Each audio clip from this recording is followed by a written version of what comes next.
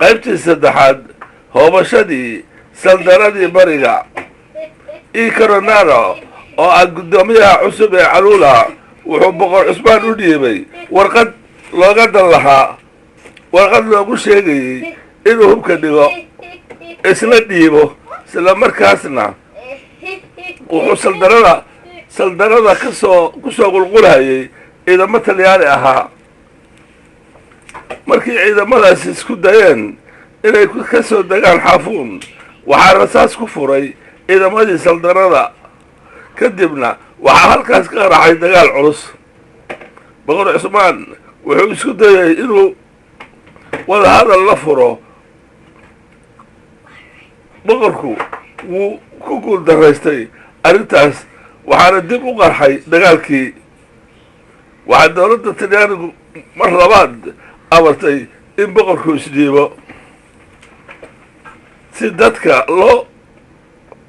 quusiyana waxaa markabkii arimondi la faray inuu burburiyo dhammaan dooyihii ku sugnaa aagga caluula waxaa koronaaro kula kulmay baargaal boqor cusmaan si uu ugu xoojiyo isdhiibista wuxuuna u sheegay inuu goodoon ku jiro boqorku wuxuu gatay xoogaha waktiga wuxuuna u diray coronaro dhambaal cara ah isagoo ka maagtay amarkii la siiyey markaas dowladda talyaanigu waxay amartay weeraro xoogganaa waxaa la duqeeyey baargaal oo dhulka lala simay waxaa talyaaniga laga horkeeyey iska caabin lixaad leh oo goobo badan ah oo saldanadda ah waxayna wadaniyiintii soomaaliyeed ee dhulkaas ku sugnaa ka faa'iidaysteen fogaanshaha bari ka fogaa muqdisho oo markaas ahayd saldhigii isticmaalka talyaaniga bishii 12 1925 quruf waa baanduulo ka ahaa taliyo mayar adag oo ahaa wiilkii boqorka xisi boqor cusmaan weeye baa ka saaray ciidamadii talyaaniga xaafuun iyo hurdiya oo labaduba istaraatiiji yihiin hori kale oo ciidamada saldanada ah waxay burburiyeen xaruntii isgaarsiinta talyaaniga ee ku sugnayd kuudka gardafuuy si uu arrimahaas uga aarsado wuxuu talyaanigu amray markabkiisii barniija iyo qaar kale oo maraakiib dagaal ah in la duqeeyo dhammaan magaalooyinka xeebaha ah ee saldanada dagaallo ba'an kadibna waxaa talyaanigu qabsaday eyl oo in badan xirsi boqor ku far adeegayey dhibka ka qabsaday saldanadii majeerteen awgeed wuxuu talyaanigu ka keenay meelihii uu gumaysanaya jiray ciidamo gurmad ah gaar ahaan eritrea markay yimaadeen 1926 wuxuu talyaanigu bilaabay inuu u tallaabo dhulalka gudaha ah oo in muddo ahba uu hollin waayey markuu isku dayey inuu qabsado dharoorna waxaa laga hor keenay isdifaac adag waana la jabiyey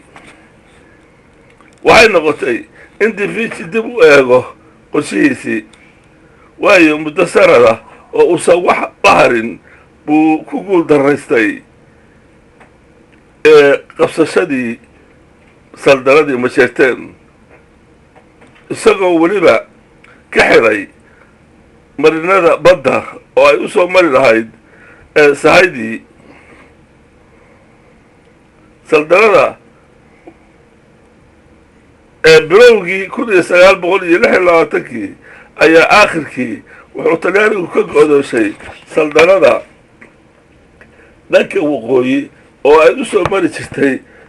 saaradda iyo sahayda kale ay u baahnaayeen markaan waxay libintu dagaaladu u jarseysatay dalka talyaaniga isagoo wata ciidamo lixaad lehna